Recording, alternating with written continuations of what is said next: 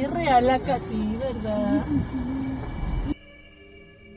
El 12 de julio en Coatepec, Veracruz, policías detuvieron a un hombre identificado como La Mole. La razón de su detención fue porque se le vio caminar por varias calles de Coatepec con una cabeza humana en sus manos. Se informó que este hombre llevaba cargando la cabeza de Manuel, de 65 años, apodado El Lin. Manuel era un compañero de fiesta con el que presuntamente había bebido y consumido sustancias horas antes. Los reportes llegaron gracias a vecinos de la zona, que reportaron que La Mole estaba paseando con una bolsa para el mandado, chorreando sangre y después con la cabeza agarrada por el cabello. El responsable fue detenido en la avenida camino a las haciendas, donde había abandonado la cabeza cerca de una fábrica de refrescos. Al ser detenido, el individuo admitió el crimen, diciendo que él le había arrebatado la vida a una persona. Durante su detención, el agresor repetía la frase: "Limpié mi vergüenza". Posteriormente, confesó que la víctima lo había abusado sexualmente en 2024 y que decidió vengarse organizando una reunión, agregando sustancias ilícitas y arrebatándole la vida, para después salir con su cabeza en la bolsa. Se le dictó prisión preventiva mientras continúa la investigación.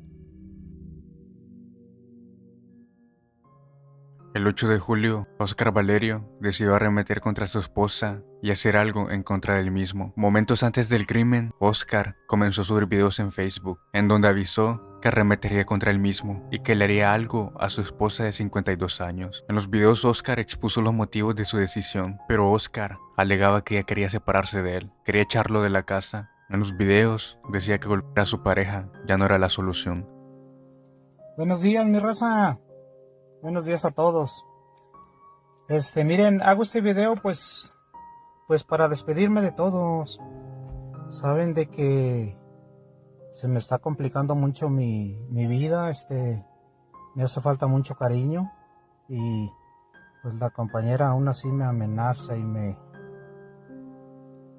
me quiere ni prestar el carro, ni... Y si las golpea uno, vienen y lo van a matar uno ahí en la cárcel. No, ya. Yo no estoy para eso. Además, expuso presuntas agresiones contra más mujeres. Para finalizar, Oscar mencionó: todo les hace caso menos a mí, pero yo me voy a ir al cielo, pero tengo ganas de llevármela conmigo, porque pues aquí las autoridades no hacen nada ni nada, pero no puedo tolerar que esté haciendo lo que está haciendo. Me está amenazando que me va a quitar parte de lo que pues ya metí toda mi vida aquí en San Cayetano, y todavía me está amenazando de quitarme todo. Aquí en el panteón, ojalá y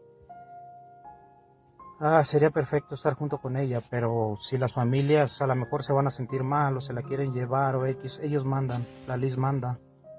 Después de esos videos, a mediodía, Oscar, con un artefacto de fuego, accionó contra su pareja y luego arremetió contra él mismo.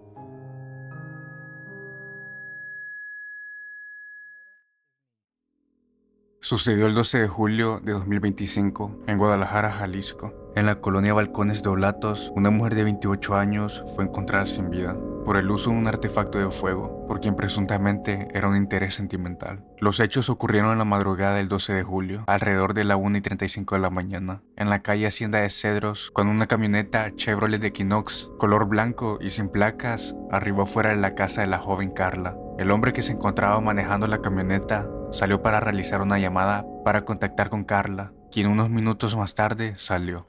Al salir, la joven agredió verbalmente al hombre, diciéndole que se fuera del lugar. Acto seguido, Carla se acerca a la camioneta del hombre y empieza a golpear el vehículo en varias ocasiones. Mientras pasaba esto, el hombre se muestra tranquilo y se va aproximando a la puerta del conductor para, según se cree, sacar un artefacto de fuego. Durante estos sucesos, se escucha como una mujer a lo lejos repite en varias ocasiones: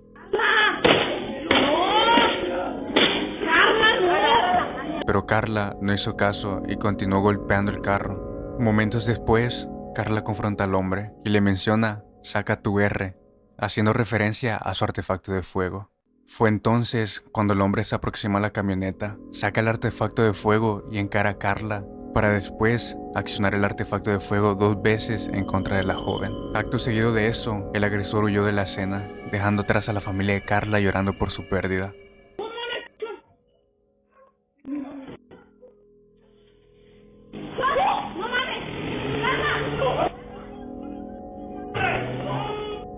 Nueve días después del suceso, El criminal identificado como Kevin fue capturado y fue acusado. Actualmente, Kevin se encuentra detenido en el penal de Puente Grande.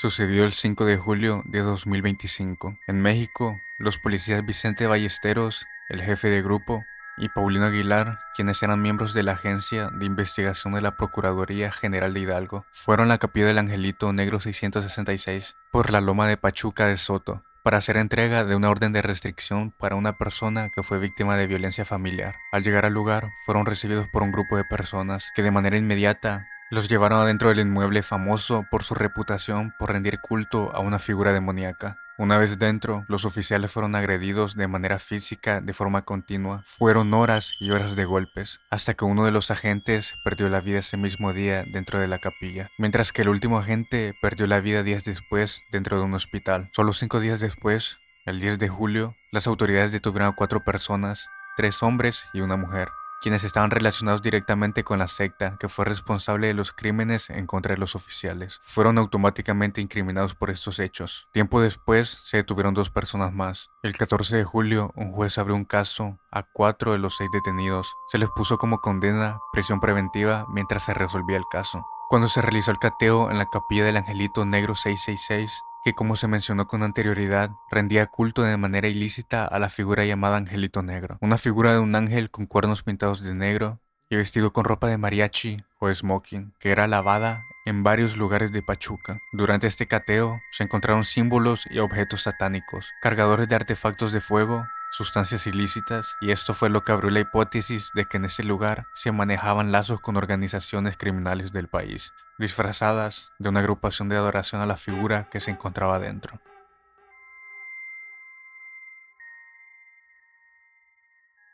El 23 de junio de 2025, en la alcaldía Gustavo Amadero de la Ciudad de México, vecinos denunciaron a un hombre que empujaba una silla de ruedas con el cuerpo de su madre sin vida. La mujer, identificada como Juanita de 62 años, estaba cubierta con una cobija rosa, mientras su hijo caminaba por varias calles pidiendo limosna, con ella ya sin vida. Una de las testigos, quien conocía a doña Juanita, se acercó a la silla de ruedas y lo que descubrió la dejó atónita.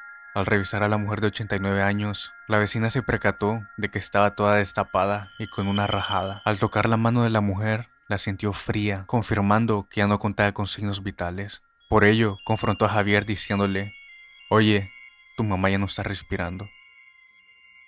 Testigos reportaron que el sujeto afirmaba que su madre estaba dormida. Sin embargo, al acercarse, notaron que no respondía. Los vecinos reconocieron a la mujer como una persona que constantemente era obligada a pedir dinero en la calle y que sufría de golpes por parte de su hijo, y se aprovechaba de ella desde tiempo atrás. El hallazgo ocurrió en la colonia San José Ticomán, donde elementos de seguridad llegaron al lugar tras los reportes. Ahí confirmaron que la mujer había perdido la vida y que presentaba golpes en diferentes partes del cuerpo. El hombre fue detenido en la zona y durante la revisión se le encontró que estaba bajo los efectos de una sustancia. La Fiscalía Capitalina inició una investigación por feminicidio. La silla de ruedas, cubierta con la cobija, quedó abandonada en la calle como evidencia del crimen.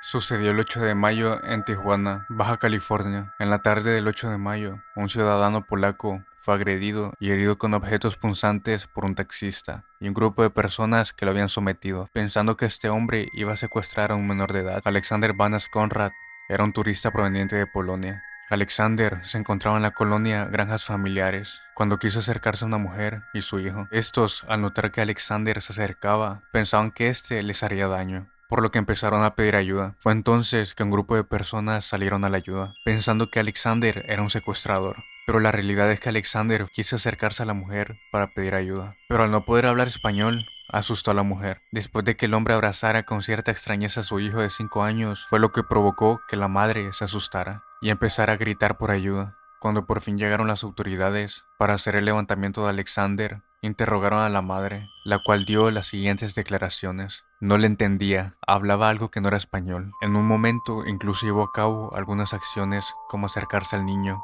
sacar unos lentes de su mochila y ponérselos al menor, aparentemente con el ánimo de acercarse. Se acercó a la víctima y al niño y les dio un abrazo fuerte, obviamente en contra de su voluntad. Al ver que la mujer empezó a gritar, Alexander fue a abordar un bus, pero el chofer del vehículo, al ver todo lo que estaba pasando, decidió bajarse y arremeter con un objeto punzante en contra de Alexander. El chofer del carro fue identificado como José René. Al final, se detuvo el chofer que le arrebató la vida a Alexander. Fue un caso que de un simple malentendido escaló a una tragedia mayor. Sucedió el 28 de junio de 2024, por la autopista Conexión México, mientras un conductor de un camión de carga, que se encontraba acompañado de su hijo, se encontraban haciendo una ruta de trabajo por la autopista. Fueron perseguidos por un automóvil tipo Volkswagen color negro para intentar robarlos. Cuando los ladrones se dieron cuenta que no podían abordar el camión de carga, decidieron darse a la fuga, pero el conductor del camión no iba a permitir que se escaparan. Entonces empezó a perseguirlos, mientras grababa con su teléfono. Cuando los criminales se dieron cuenta de que estaban siendo grabados, empezaron a disminuir su velocidad para quedar a la par del camión. Una vez cerca, los criminales sacaron un artefacto de fuego. Accionaron de manera inmediata un aproximado de 4 veces. Después de accionar en contra del camión, se dieron por completo a la fuga. Pero al accionar el artefacto de fuego, en vez de impactar contra el conductor, los proyectiles impactaron sobre el hijo del conductor, que iba grabando todo. Cuando sucedieron los hechos, durante el video se escucha al padre decir lo siguiente.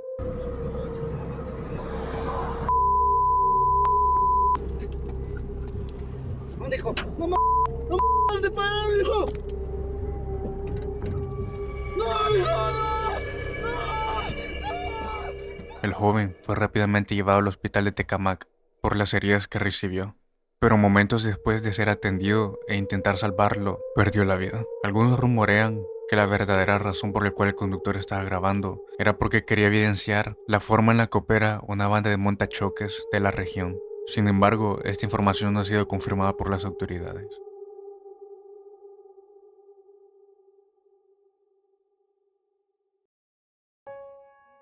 El pasado 18 de julio, en el estado de Veracruz, Irma Hernández Cruz, una maestra jubilada, quien una vez retirada de la docencia, encontró un sustento económico mejor, trabajando de taxista, ya que la pensión de maestra no le daba para vivir.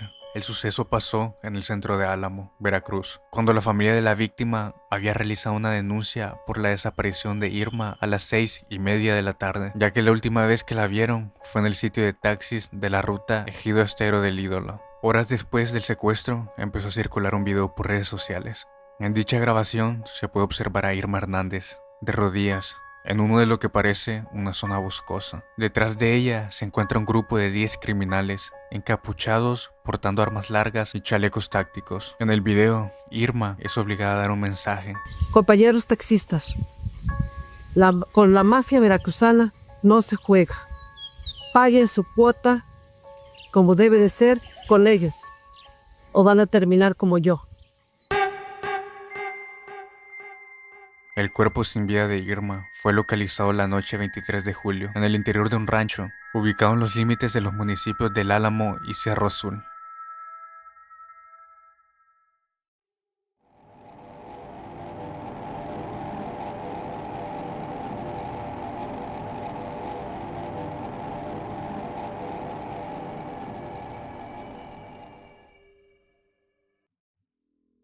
En el año de 2010, el batallón de infantería se estableció en terrenos donados por parte de ese entonces gobernador, Enrique Peña Nieto. El comandante supremo de las Fuerzas Armadas incorporó a este batallón para participar en operaciones de seguridad. En la madrugada del 30 de junio de 2014, 8 militares de dicho batallón efectuaban un reconocimiento de ruta a bordo de un vehículo oficial sobre la carretera federal. Durante esa actividad, pasaron frente a una bodega en obra negra que no tenía puertas, en la comunidad de San Pedro Limón, municipio de Tlatlaya. Versiones oficiales informaron que al patrullar la zona, supuestamente fueron atacados por delincuentes, lo que originó un fuerte enfrentamiento adentro del lugar. Según versiones, los civiles que estaban en la bodega estaban armados e ingiriendo sustancias. En esto, perdieron la vida 22 personas del lugar.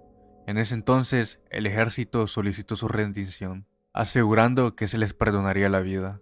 Todo esto fue la versión del ejército. 3 mujeres lograron sobrevivir. Una de ellas se encontraba con su hija de 15 años, quien perdió la vida en el enfrentamiento. Tras el ataque, la Procuraduría General de la República hizo firmar a las mujeres papeles para crear declaraciones falsas donde éstas se presentaban como cómplices. En septiembre de 2014 se presentaron informes donde mencionaban que la versión del enfrentamiento era falsa. Los sobrevivientes mencionaron que algunos hombres se rindieron y entregaron sus artefactos de fuego. Acto seguido, se les arrebató la vida por parte de los militares, uno por uno. Después los militares movieron a las personas y armas para simular que esto fue un enfrentamiento. Después de abrir una investigación, algunos militares fueron detenidos, pero al poco tiempo fueron absueltos por faltas de prueba. Se sabe que las personas adentro de la bodega, la mayoría eran inocentes. Algunos ciertamente participaban en algunas actividades criminales. Al menos varias víctimas no estaban armadas ni participaron en ningún ataque, que luego de rendirse les quitaron la vida. Este caso no llegó a nada.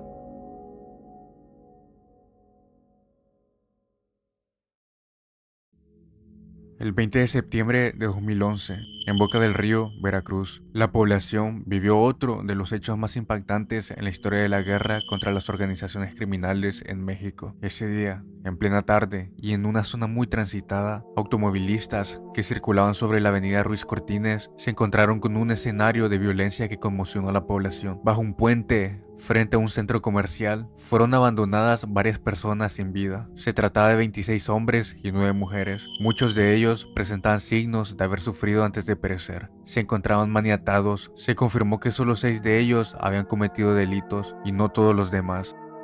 Junto a la escena fueron colocados mensajes en lo que un nuevo grupo se adjudicaba la acción, presentándose bajo el nombre de los Matacetas. En sus comunicados afirmaban que su objetivo era combatir a otra organización criminal que operaba en el país en aquel entonces.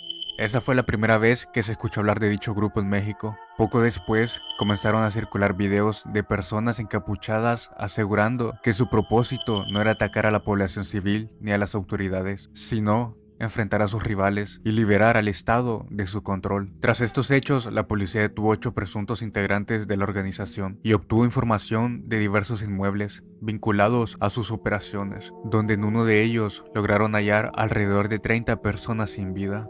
Con el tiempo, se reveló que el grupo no era independiente, sino una fachada de una organización criminal que empezaba a consolidarse en Jalisco. Usaron este nombre para ganar apoyo social y expandirse en Veracruz y otros estados bajo el pretexto de combatir a sus adversarios. Eventualmente, dejaron de utilizar el alias de Matacetas y comenzaron a presentarse directamente con el nombre con el que son conocidos hasta la actualidad.